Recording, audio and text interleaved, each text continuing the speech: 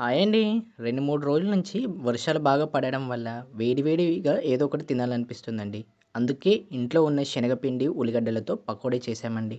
మీరు కూడా చూడండి మేమెలా చేశామో. ముందుగా ఒక గిన్నెలోకి 5-6 ఉల్లిగడ్డలను సన్నగా కట్ చేసి తీసుకోవాలి. ఇప్పుడు అందులో 10 పచ్చిమిర్చిని సన్నగా కట్ చేసి వెయ్యాలి.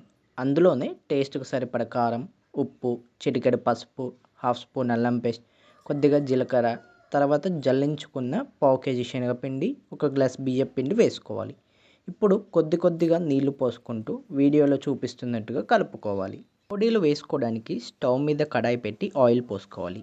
ఆయిల్ హీట్ అయ్యాక పిండిని కొద్ది కొద్దిగా తీసుకొని నూనెలో వేసుకోవాలి. అవి వీడియోలో చూపించిన కలర్ రాగానే తీసేయాలి. ఇలానే మొత్తం పిండిని వేసుకోవాలి. అంతేనండి, మనందరికీ ఎంతో ఇష్టమైన వేడి వేడి పకోడీ రెడీ. మీకు ఈ వీడియో నచ్చితే లైక్ కొట్టి మన ఛానల్ని సబ్స్క్రైబ్ చేసుకోవచ్చు కదా.